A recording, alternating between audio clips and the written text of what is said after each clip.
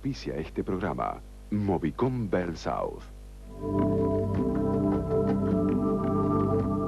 Fosfobita.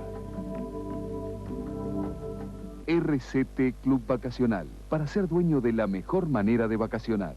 Informes al 4374-0852 o al 4374-0862. ¿Cómo estamos hoy, ¿Cómo estamos hoy, Sería larguísimo explicar, bueno, por lo menos si lo tuviera que contar en páginas, a mí me llevó un libro, empezar a explicarlo, que es el libro de historia que voy a sacar ahora dentro de poco, pero si hay algo que se puede decir de la historia de este país, es que nunca nada nos termina de pasar. Todo el tiempo somos una promesa, vivimos como si fuéramos una promesa, gastamos como si fuéramos una promesa y después nos encontramos con que alguien tiene que pagar la cuenta. Cuando vemos que somos nosotros mismos nos queremos matar porque decimos, ¿cómo? ¿Cuándo pasó todo lo que pasó? Ortega y Gasset, el filósofo español, decía que Argentina vive por delante de sí misma. O sea, que vive pensando que es como quiere ser, no como es, sino como desea ser. Y ¿saben qué? No somos lo que queremos ser, somos lo que somos, no lo que queremos ser. Podemos llegar, a lo mejor dentro de muchos años, a ser lo que queremos ser, pero hoy somos lo que somos. Y me parece que vale para cualquier ejemplo, incluido Malvinas. Malvinas tuvo, en mi impresión, a lo largo de la historia, un componente adicional a esta conducta histórica de la Argentina que nunca termina de ser. ¿Saben qué? Malvinas fue, pasó. Por eso no nos lo bancamos todavía. Porque pasó. Fue una de las pocas veces en nuestra historia, hubo otras también, pero en la que nos pasó algo concreto, que empezó y terminó, que tuvo un saldo y que todavía hoy no nos podemos bancar. Desde excombatientes pidiendo limosna a los autos en la 9 de julio hasta no hace casi nada, a distintas historias de quiénes fueron responsables, quiénes no, distintas interpretaciones, distintos enfoques, el sentimiento contradictorio de decir, pero si estamos en contra de los ingleses, y por otro lado, la culpa snob y social de pensar qué bueno que es el té de las 4:15 de la tarde, o los abrigos de Burberry. Esta cosa de querer ser ingleses, en el fondo era, o por lo menos de parte de nuestra dirigencia, era una pelea entre dos sectores que querían ser ingleses. Unos se llamaban Kelpers y otros dirigentes argentinos. También querían ser franceses los dirigentes argentinos, pero bueno, digamos ingleses en este caso por hablar hoy de Malvinas. Va a seguir pasándonos Malvinas hasta que aceptemos que pasó. Si yo le pregunto a cualquiera que pasa ahora por la calle, ¿Argentina tuvo una guerra? ¿Seguro? Me van a decir que no. Y después si uno dice Malvinas van a decir, ah, claro, sí, Malvinas. Malvinas fue una guerra donde hubo un enemigo, donde ese enemigo peleó en contra nuestro, que todavía creo no terminó de pasar. Vamos a ver a lo largo de esta hora hasta las 10 si terminó o no de pasar y de qué manera. El señor que está aquí a mi izquierda se llama Constantino Davidov. En el año 79 firmó en Londres un contrato con la empresa Christian Salvensen de Edimburgo para comprar instalaciones balleneras que estaban abandonadas en las Islas Georgias. Había que desmantelar estas instalaciones, entonces tenía que ir con gente y con equipos, cosa que hicieron el 19 de marzo del 82 cuando 40 obreros de su empresa llegaron a las Georgias. ¿Fue así? Sí, señor. ¿Y qué pasó después? Bueno, desembarcamos en Georgia con todas las autorizaciones debidas del Foreign Office, de la Cancillería Británica, del gobierno de Gran Bretaña, la autorización personal que fui a buscar en Malvinas del gobernador Rex Hunt, y cuando desembarca mi gente, dicen que había habido un desembarco no autorizado de civiles y militares, que habían izado una bandera, que se había escuchado unos disparos. Bueno, todo eso después lo declararon actos inidóneos, porque el Tratado de 1971 que regía en ese momento decía bien clarito que ningún acto o actividad que lleve adelante el gobierno argentino o Gran Bretaña o terceras partes sirven como fundamento para negar, denegar o asentar soberanía, y menos son los actos de un tercero. Si aparte le agregamos que el gobierno argentino del primer día que desembarca mi gente se desvincula de la expedición Davidov, quiere decir que no había ningún tipo de acto de soberanía, más no había ni un solo militar, porque tengo acá certificar la Cruz Roja Militar donde lo certifican. Bueno, ustedes llegaron en un buque de la Armada, pero no, No era es un buque de la Armada, es un buque que, si bien es cierto, es un buque que es propiedad de la Armada, es de tripulantes civiles, de cabotaje. Tal vez así que antes de ir con el buque de transporte navales solicité ir con el buque Endurance, se negaron. Luego con el Viscue se negaron, pedí también un buque Elma, se negaron. Intenté alquilar el Caimán, también se negaron. Intenté alquilar un buque a Estados Unidos, se negaron también. Bueno, de última, para que no se vence el contrato, lo hice con el Bahía Buen Suceso. Llega mi gente y bueno, le piden que le muestren el certificado blanco por el cual tendrían que viajar, que se tratado de 1931. Se lo muestran y a partir de ese momento ellos necesitaban que realmente que se creara un conflicto para poder congelar las obligaciones que tenían mes a mes en Nueva York con los argentinos para el traspaso de soberanía. Había que buscar una forma de crear un conflicto, tal es así de que el informe de Lord Frank, mediado del 81, dice bien clarito que ya están preparando los británicos planes de contingencia contra Argentina. Bueno, el gobernador Rescan de inmediato manda el buque el Endurance, que estaba acantonado en las Islas Malvinas, para desalojar a la gente por la fuerza. Eso en derecho internacional significa una declaración de guerra. Eso fue el día 20. Y el día 23 comunican verbalmente que van a hacer uso legal y legítimo de sus Fuerzas Armadas. Fue el segundo acto de agresión. Yo el día 23 me apersoné en la Embajada Británica pidiéndole, fui con la BBC de Londres para ver al embajador y decirle que yo estaba dispuesto a que con su buque retiraba a mi gente, más allá de que yo le iniciara una acción legal luego por daños y perjuicios. Y me cerraron la puerta. El día 25, Nicanor Costamente le dice, bueno, ¿qué tipo de trámite debería realizar Davidoff en Grytviken? Que sellen el certificado blanco sin visa, sin sentido de visa, para que continúe con los trabajos. El embajador William dijo, bueno, es una buena acción que podría evitar un enfrentamiento militar. Se lo comunican al embajador Rescan y Rescan dice directamente de que la idea es bastante buena, pero siempre lo que visara fueron los pasaportes. Y haber visado los pasaportes significaba entregar toda la soberanía Atlántico Sur a los británicos. A partir de ese momento la Argentina sigue negociando y ellos despachan el día 23 el buque de la fragata Bransfield de Chile, el día 24 el Viscue de Montevideo, el día 26 despachan de Gibraltar 5 fragatas y 2 submarinos nucleares. Y bueno, la Argentina no tiene más que trabajar en un plan de defensa que lo comienza a elaborar a partir del día 24. El día 25, a pedido mío, manda 14 infantes de marinas como una representación simbólica para resguardar a mi gente que estaban en Georgia, porque tenía a todos los familiares que venían a preguntarme cómo estaba la salud de ellos y demás. Bueno, la Argentina se ve obligada a acudir a la ley de defensa, el artículo 51, que para esto debe haber una agresión armada.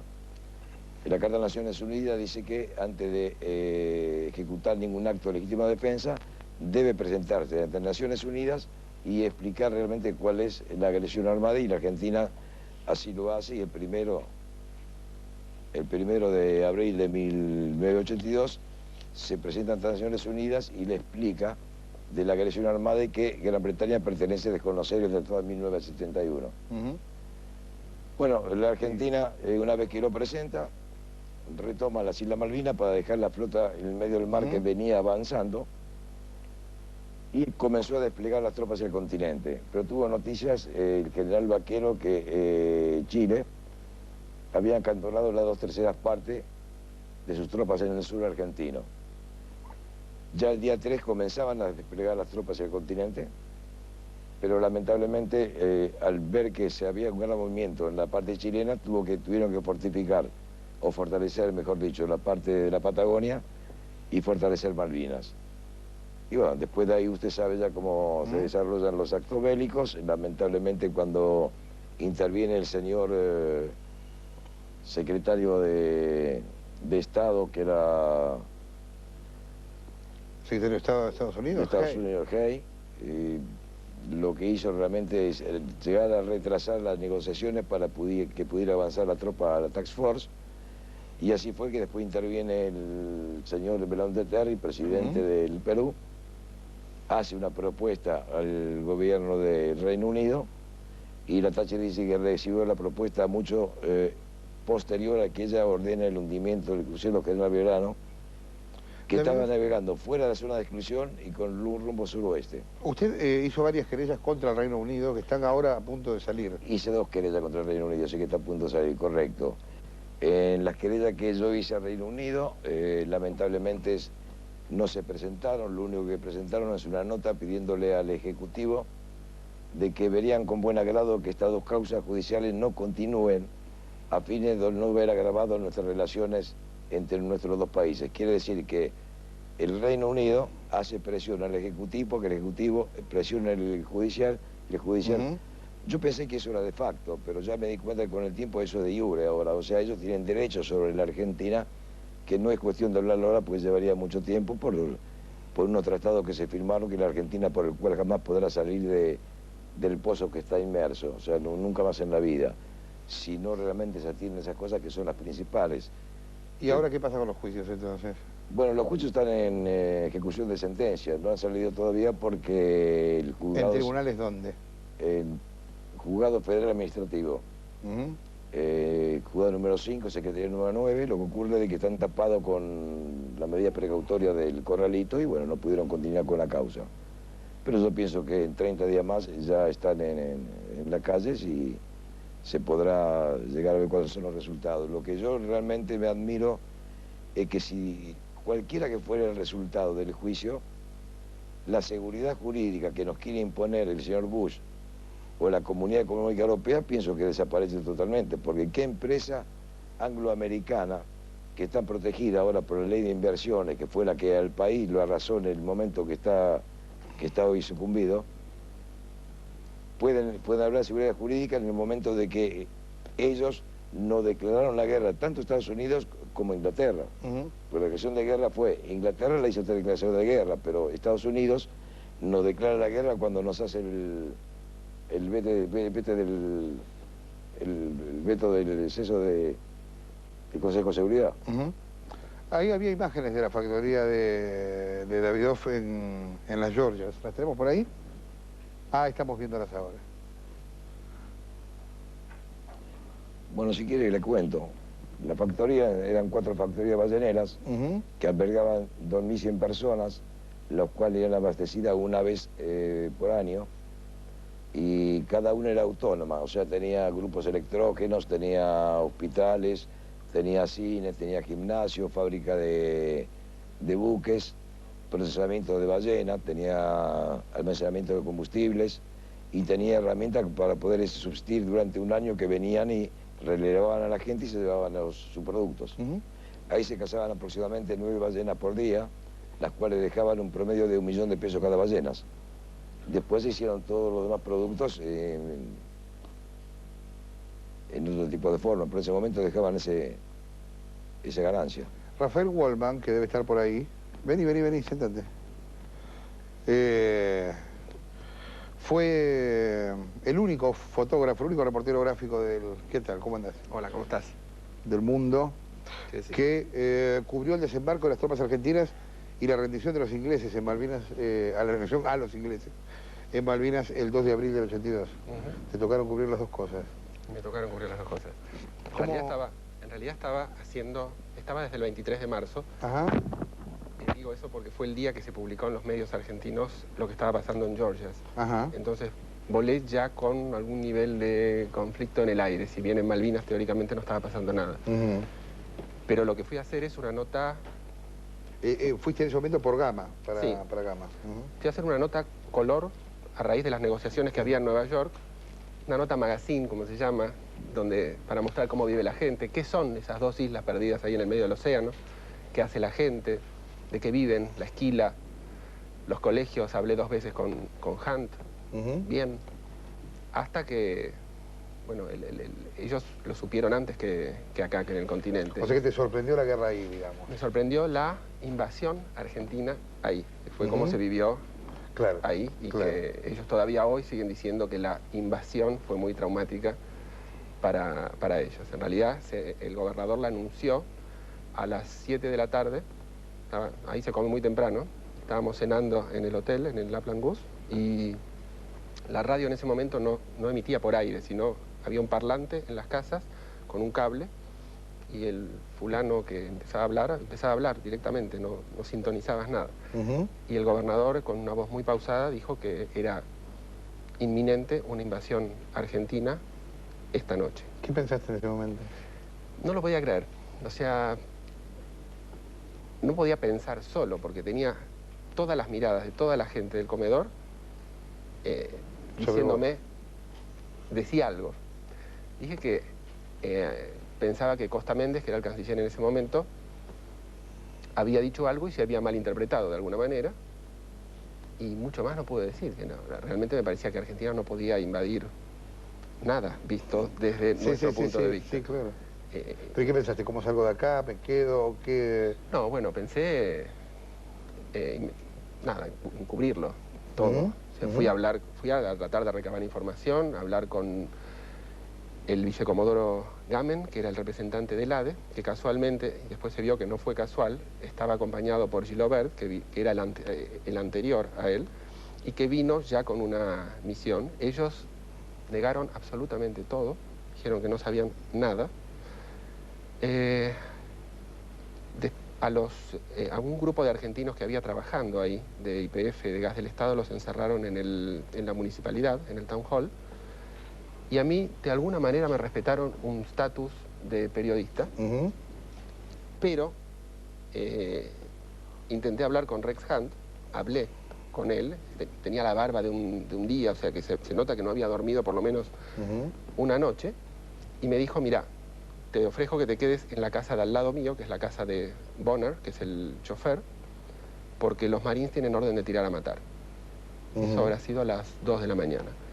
Después fue... Ahí estás vos en el lugar, ¿no? Sí. Ahora es eso. Eso es ahora, cuando volviste hace 2 meses. Cuando volví hace, sí, menos. Un poquito menos. Un mes y poquito. Hoy Clarín se publicaron varias de tus fotos después, ¿no? Contame un poquito de la historia. Esto es la rendición. Esta es la foto, una de las más emblemáticas que dio la vuelta al mundo, donde se ve a los... esto fue a las 8 de la mañana, más o menos. A las... la primera foto que hice fue a las 6 de la mañana, 6:15, una cosa así, donde se ve a Gilobert, que casualmente vino, con una bandera blanca yéndole a pedir la rendición a Rex Hunt. Rex Hunt, una hora después más o menos, y después de algunas negociaciones, la aceptó, y ahí empezaron a salir los Marines, detrás de arbustos, árboles, autos, con sus armas en alto, como se ve, e iban a un lugar como un playón, frente a la casa del gobernador, a entregar las armas y a rendirse. El momento era muy tenso, porque ellos todavía tenían las armas y cualquiera podía decir, no sé, por la reina o alguna cosa así, y hacer algún desastre. Por suerte ninguno lo hizo. Yo traté de pasar lo más desapercibido posible, porque en realidad nadie sabía qué estaba haciendo yo allá, ni los ingleses ni los argentinos. El tema era que de casualidad había ido con una campera verde oliva, verde militar era. Y ¿Qué es esto? Discúlpame. Esta es una foto donde estoy yo a la izquierda. Eso sí, es en el 82, el 2 de abril, y se ve ahí a Busser y está la plana mayor que tomó las Malvinas ese día. Me decías, estabas ahí con tu campera verde y... Claro, entonces cuando me preguntaban algo, o como algo así como de dónde saliste o quién sos, y me escuchaban mi tono porteño, que yo trataba incluso de no disimular, sino de enfatizar, decían, bueno, debe haber venido con nosotros. Entonces seguí. Yo lo que hacía era, de esa foto de la rendición, hice, contrariamente a lo que uno hace en general en fotoperiodismo caliente, que es sacar muchas fotos, Sí, claro. hice 2 fotos, nada más. De ahí me fui a otro lado e hice otra foto de los ingleses en el piso, 2 fotos. Trataba de pasar lo más desapercibido posible. El antecedente, ¿por qué hice esto? El antecedente que tuve es el vuelo que volvió, que era semanal, ¿no? Yo había llegado el 23 de marzo en el vuelo del 30 con el comandante del ADE, mandé mi material, el geográfico, a Buenos Aires, y ese material fue secuestrado por Fuerza Aérea revelado por Fuerza Aérea, como diciendo, vamos a ver por lo menos qué hace este tipo acá. Habrán visto y se habrán desilusionado, supongo, porque vieron... Después, ¿cómo hiciste con el material? Nada, hasta que la guerra... El 2 de abril a la tarde empecé a preguntar. Yo veía llegar Hércules, que llegaban llenos y se iban vacíos. Entonces empecé a preguntar si podía mandar un sobre en alguno de esos Hércules. Me decían que tenían cosas mucho más importantes que mandar un sobre mío al continente. Por suerte, el 3 de abril a la tarde llegó un avión con fotógrafos por 2 horas y ahí fui yo con mi bolso y con mi valija, pero volviendo a mostrar el acento, el pasaporte porteño. Subí en ese avión como si hubiera venido con ellos y ahí sí logré llegar a Comodoro Rivadavia. Tomé algunas precauciones con los rollos, pero no pasó nada. ¿Pensabas estando ahí que eso se terminaba rápido? Mira, el plan original, según me habían dicho ahí, si lo hubieran hecho quizá hubiera cambiado la historia. El plan original era tomar las islas con los comandos, los anfibios, todo lo que se vio en el desembarco, ese mismo día retirar todas las tropas y dejar 40 policías. Claro. Con 40 policías... El problema es cuando se enteran de que Chile realmente había acantonado las dos partes... Lo que usted nos decía antes. Claro, entonces tuvo que fortificar Malvinas y fortificar la Patagonia. Claro, porque uno dice, si hubieran tenido 40 policías en Malvinas y desde Malvinas decís, negociemos, no hay manera de que venga una flota a sacar 40 policías. La flota vino a sacar 10.000 soldados. Por supuesto, pero ya la tenaza estaba hecha de mucho antes, estaba estudiada, ya no es porque sí. No, lógico. Ahora cuando volviste, Sí. ¿qué sensación te dio estar ahí de vuelta? Fue muy fuerte. Yo creo que para hablar hay que estar en Malvinas, digamos, es muy especial. Digamos, yo llegué con ganas de ver qué sensaciones tenía, de reencontrarme con gente. De hecho, hice toda una búsqueda de gente que había fotografiado. Que para Vamos mí, viendo esas fotos que las que de para antes y mí, después. por ejemplo, esta Sí. de los 2 chiquitos, Ujú. para mí era una lindísima foto compuesta con 2 chiquitos rubios que representaban bien las Malvinas, un tanque argentino pasando. Pero esos chicos yo no tenía ni el nombre, no sabía quiénes eran, no sabía absolutamente nada. Entonces yo me llevé copias de eso y, bueno, con mucha colaboración encontré en esta foto que están viendo ahora, se ve a los 2 chicos que tienen nombre, tienen 7 hijos, entre los 2 son hermanos. Y bueno, aceptaron posar en el mismo lugar y contaron historias. Ella contaba que los soldados argentinos le tiraban caramelos desde los tanques, que ellos lo vivieron como una gran aventura, con mucha... Ahí está el chofer y el gobernador. Ahí está el ¿no? chofer y el gobernador, Don Bonner. Él fue chofer de 8 gobernadores. Él dijo algo muy interesante. Él me dijo directamente, Galtieri nos puso en el mapa. Y fue maravillosa la frase. Le dije, espera, porque no quiero ni pifiar una letra. Déjame anotarla textual. Porque fue muy sintética. Ellos antes estaban olvidados, Sí, eran claro. ciudadanos de segunda. Empezaron a hacer alguna prioridad para el Foreign Office. ¿Sí? Exacto. Y Estábamos viendo recién otra, ¿qué pasó? ¿La pasaron? Ah, ahí está, ese es el chofer de... ese es el chofer hoy. ¿Qué pasó? ¿Vendieron el Rolls que tienen ahora? Que tienen Ahora un tiene, sí, ahora tiene. Llegó la austeridad. Llegó la austeridad, sí. El Rolls no está más. Ese Rolls no está más. El Rolls no está más. No está más. Estamos haciendo un corte, en un segundo estamos acá de vuelta, dale.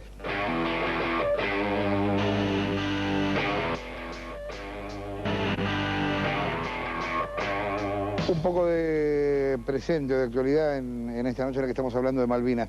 ¿El país está saliendo de la crisis económica? No. Opina el 100% de la ciudad de Buenos Aires. Una encuesta de Artemio López de la consultora X. El 100% de la ciudad de Buenos Aires y el 93,6% del conurbano. Nivel de acuerdo con medidas económicas adoptadas, desacuerdo 90,1%. En la ciudad, 80% en el conurbano. ¿Usted prefiere adoptar el peso o el dólar como moneda? El peso, el 75% de la gente, tanto en el conurbano como en la capital. Imagen de políticos, positiva, Carrió 40%, Kirchner 17%, Reutemann 25%, Chiche Duhalde 27%, Bullrich 21%, Solá 11%, Ibarra 17%, Seineldin 20%, Macri 20%. ¿A quién no votaría nunca? Menem 61,2%. Se puede quedarse ya con tiempo. Duhalde, casi el 50% en la ciudad y el 21% en el conurbano. Rico, el 28% en la ciudad, el 24% en el conurbano. Y un último dato que seguro va a dar lugar a todo tipo de teorías, más entre los que están en contra de los cacerolazos. ¿Ha sido usted afectado por el corralito? No, el 78% de la gente. De ahora en más dirán, solo son... Y en el conurbano el 80% de la gente no ha sido afectada, sí un 21%. ¿Cree que los bancos van a terminar devolviendo la guita? No, el 70% de la gente en la ciudad, el 60% del conurbano. ¿Depositaría usted dinero en algún banco en Argentina? Bueno, menos mal que dicen que no.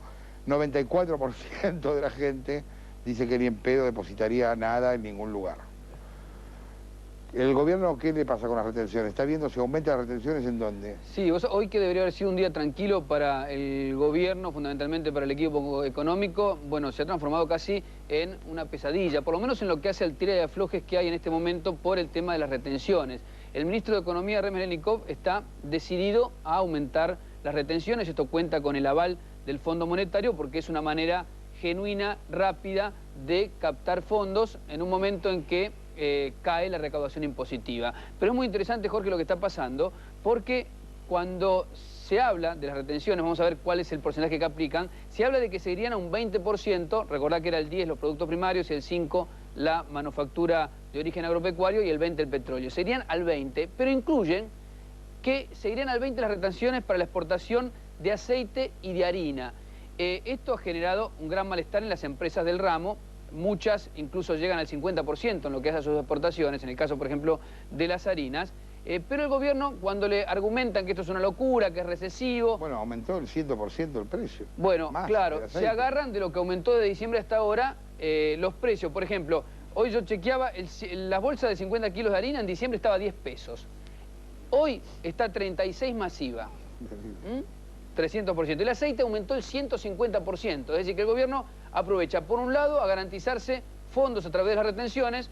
Estimamos con Maximiliano Montenegro el otro día en 25.000 millones de dólares las exportaciones para este año. Si multiplicas por 3, estamos en 75.000 millones. Tendrían que poner unos 9.000 millones en retenciones. Esto significa un gran ingreso de fondos, creo que es no sé, casi un tercio del presupuesto en la Argentina, y de esta manera, de alguna manera, se cumple con el Fondo Monetario y por el otro se le trata de poner coto a los aumentos fundamentalmente en harinas y aceites.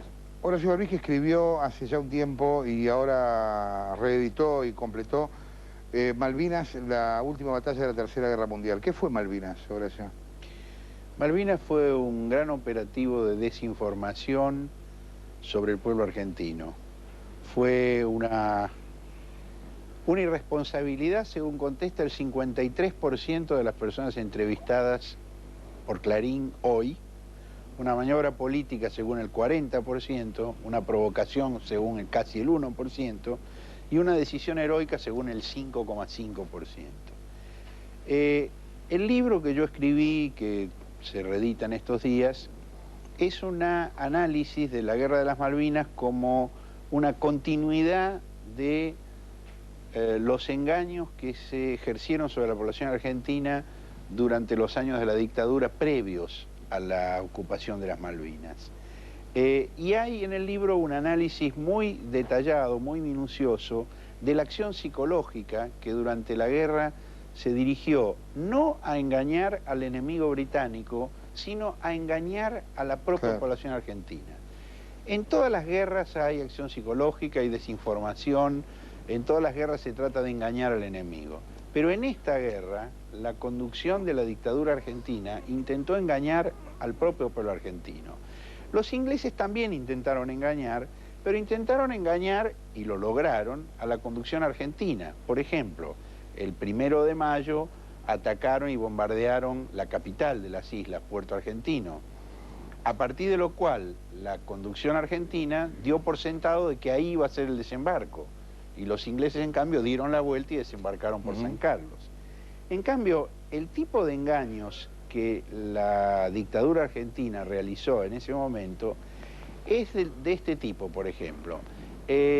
Comunicados oficiales e informes oficiosos a través de una prensa que no tuvo en ningún momento ninguna actitud crítica, plantearon, por ejemplo, que los aviones Pucará eran los grandes protagonistas de la guerra, que estaban volviendo locos a los ingleses, que no sabían qué hacer con eso y que un piloto de Pucará había atacado, había estado a punto de hundir el portaaviones británico Hermes. La revista Gente hizo reportajes con el hermano del piloto, entrevistó al diseñador del avión. Después, cuando termina la guerra y empieza a aparecer la información verdadera, hay un libro de un piloto de la Fuerza Aérea donde está el testimonio de otro de los pilotos que estaba en el momento en que este teniente Jukik murió, y no solo nunca atacó el portaaviones Hermes, sino que su avión ni siquiera llegó a despegar, porque clavó la pata en la rueda en un agujero en la pista, se dio vuelta y en ese momento llegaron los ingleses y lo mataron. Otro caso similar es el del capitán de la Fuerza Aérea García Cuerva, que según la propaganda oficial en ese momento había muerto heroicamente luego de atacar a otro portaaviones británico, y que había caído al mar luego de que un misil inglés le impactara. De nuevo, reportajes a la mujer, historias de vida, su familia. Cuando finalmente la información se conoce, mucho tiempo después, resulta que este capitán de la Fuerza Aérea nunca había atacado al Hermes, había tenido un combate aéreo con 2 Harrier británicos y por la falta de previsión de la planificación militar argentina de la guerra, no había tenido combustible suficiente para regresar a la base. Se le había dado la orden de eyectarse, pero él decidió salvar el avión e intentó llegar a Puerto Argentino. Y al llegar fue derribado por la artillería del ejército argentino, no británico. Te interrumpo un segundo, pero tengo a Balsa en una comunicación por coaxil desde Mar del Plata. Capaz sería bueno integrarlo a él también a esta discusión. ¿Qué tal, Balsa? Jorge Lanata le habla en Buenos Aires. Buenas noches, Lanata. Estaba escuchando el interesante relato de Berbisky y si usted me permite, ¿podría hacer alguna acotación? Por supuesto, quería preguntarle sobre eso, así que dígame. Vi el momento, lo viví porque el García Cuerva, el teniente García Cuerva, el día 1 de mayo, ingresó a la zona de Puerto Argentino por un corredor aéreo no autorizado para máquinas argentinas, o sea que lo consideraron enemigo y es correcto lo que dice Berbisky, fue bajado por fuego antiaéreo de la artillería antiaérea argentina. También es cierto, según los informes que me dieron, porque lo vi, pasó aproximadamente a 200, 300 metros arriba de mi posesión, el Dagger o el Mirage de García Cuerva, aparentemente venía tocado, ¿no? Creo que había sido tocado ya en un combate aéreo. Fue hacia el sur, hacia el mar, cayó, posteriormente a la noche nos enteramos que no lo habían encontrado. Así que es un incidente que lo viví prácticamente y es como relata Berbisky con esta acotación que yo acabo de hacer. Balsa, usted peleó en Malvinas. Si usted hoy fuera a preguntarle en la calle a la gente qué piensa de Malvinas, más allá de las diferencias que podrían tener respecto de si estuvo bien o mal la guerra, dirían que la mayoría de los oficiales no pelearon y que se mandó al frente a un montón de chicos, en su mayoría del interior, mucha gente diría de Corrientes, porque seguramente ese es el dato histórico final. ¿Por qué, o si está bien que haya sido tan desprestigiado el rol de los oficiales en Malvinas, en su opinión? No, no estoy en absoluto de acuerdo con ello. Y no quisiera ser yo el que adjetive el comportamiento de los hombres del ejército argentino. Me remito a las innumerables fuentes británicas que destacan el valor de los oficiales y suboficiales y soldados del ejército argentino. Son muchos libros, muchos comentarios, y he hablado hasta personalmente con algunos de ellos en 1996, en octubre, cuando visité oficialmente Londres, invitado por el ejército británico. Lo que sí es cierto es que algunas unidades, no precisamente de Corrientes, sino de la Brigada 10 de Buenos Aires, una brigada que dependía del general Cristino Nicolaides como comandante de cuerpo, esa brigada fue al combate con soldados sin instrucción, sin adiestramiento. Llevaban escasos 45 días de instrucción. Eso sí es cierto. Balsa, ¿por qué cuando llegan de Malvinas Viñone los oculta? Porque querían con ese acto tratar de tapar la incompetencia y las estúpidas decisiones que se tomaron en una guerra totalmente improvisada. Lo único correcto fue quizás recuperar las islas, pero haber dejado una pequeña guarnición y estar en condiciones de iniciar una negociación más o menos seria. Pero eso fue el 2 de abril. El balcón, la plaza, no importa si mueren 40, 400 o 40.000, las vacunadas del balcón cambian el objetivo y se llega a la guerra que comienza a las 4:42 del 1 de mayo, en que atacaron con un avión Vulcan el aeropuerto de Puerto Argentino. Porque el objetivo a partir de ese momento, a mi juicio, era profundizar la dictadura militar. Y la dirigieron incompetentes desde cómodos y calefaccionados despachos. Yo le quiero hacer un par de... La dictadura no supo enfrentar la derrota y después es otro episodio, el regreso ignorado en el continente, cuando regresamos al continente después de la rendición.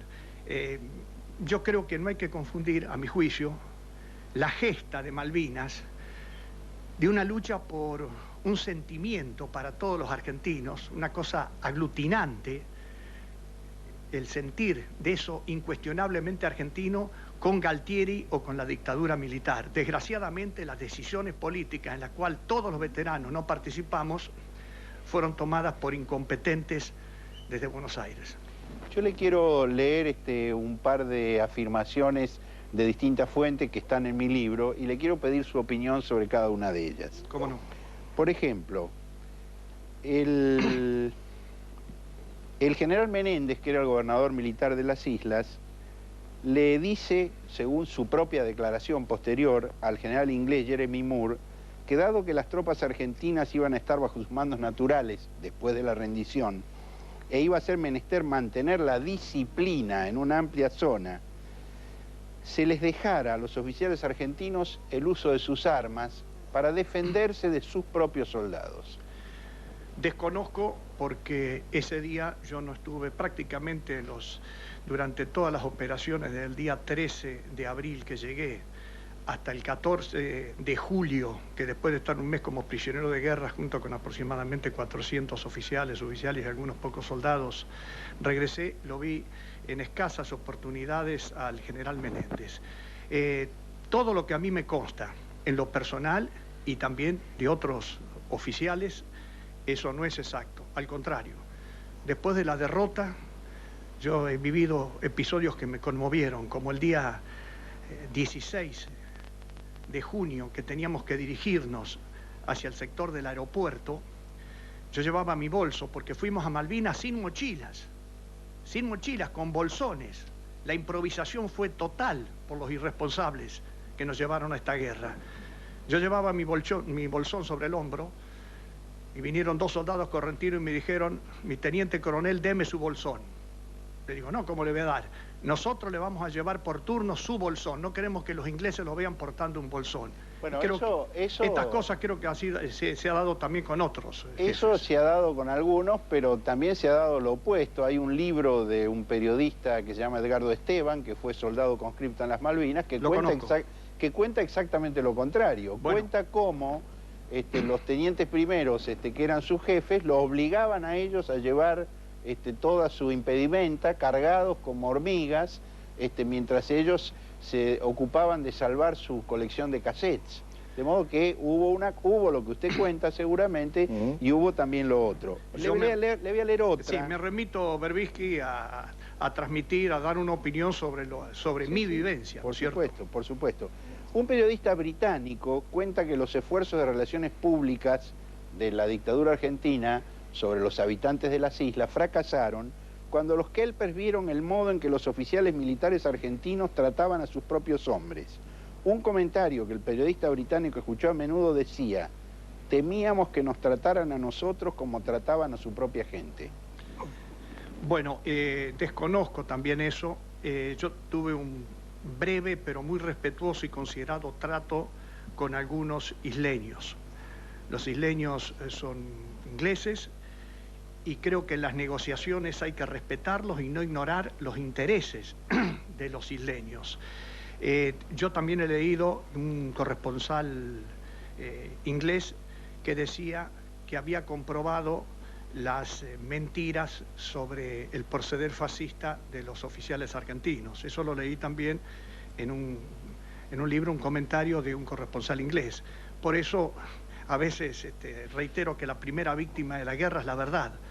En un contexto de esta naturaleza puede haber habido acciones de distinta índole. No, pero por otro lado, perdón, gracias. Por otro lado, Balsa, no sería extraño pensar que un ejército que en ese momento hasta llegó a torturar conscriptos en el continente tuviera actitudes más o menos similares en las islas. Digamos, no era que se transformaron todos en suizos parlamentaristas que iban a la guerra. Sí ha habido casos como el que usted dice, que yo también he escuchado eso, han sido casos aislados. No los he visto yo, no los hubiera permitido, pero no hablo solamente por mí ni por mi unidad. Hablo también por otras unidades y todo lo que a mí me consta, Berbisky. Una pregunta sobre otro tema. En 1982, al terminar la guerra, había un registro de los combatientes argentinos que ascendía a 14.120 personas. Hoy, actualmente, ese registro se ha incrementado a 22.000. Y en la Armada, que ha sido el arma donde la inflación ha sido más espectacular y que ha sido inmediatamente posterior a un decreto por el cual se reconoció un suplemento salarial a los veteranos en el Estado, el incremento fue del 231%. De 3.119 veteranos pasaron a ser 10.321. ¿Cómo se puede ser un veterano de guerra de Malvinas después de 1982? Es interesante la pregunta suya. Ahora le puedo hacer una, Berbisky. Sí. ¿Usted leyó mi libro, Dejo Constancia? Sí. Porque esos datos yo los consigné en mi libro. Sí, pero no explicó cómo se produjo. Pero anteriormente lo denuncié por escrito, tengo las constancias, al ministro Domínguez. Al ministro Domínguez, y también puse en conocimiento de eso al presidente de la Comisión de Defensa, la Honorable Cámara de Diputados de la Nación, el doctor Casella, y también le envié una copia del mismo informe al doctor Berongaray. ¿Y qué le contestaron? Y también al profesor Alfredo Bravo. Nunca me contestaron absolutamente nada. Yo tomé conocimiento de eso en la página de internet de Defensa en el año 1999, hice averiguaciones en el Ejército. Como usted dice, el número en el Ejército prácticamente es insignificante, es del 3%, el 231 en la Armada y el 48% en la Fuerza Aérea. Nunca me comentaron nada y evidentemente es una burla. Son más de 22.000, son más de 22.200. 22.200. Esto es una burla, como también no pasó por el Ejército, no pudimos dar opinión, pero yo la hice llegar al entonces señor presidente, que el decreto 1244/98, que establece ese beneficio mensual del orden de los 357 pesos, era algo discriminatorio e injusto. ¿Por qué? Porque más del 90% o del 95% de los soldados no recibe ese beneficio porque no trabajan en la administración pública. Y todos los jefes y oficiales en situación de retiro tampoco lo cobran, solo lo cobran los de actividad. Por eso estuvo el Ejército en mi gestión totalmente en desacuerdo con ese decreto que lo firmó Domínguez, Roque Fernández, e intervino también la señora Claudia Bello. Y alguien más lo debe haber firmado, ¿no? ¿Le suena Menem? ¿No le suena Menem?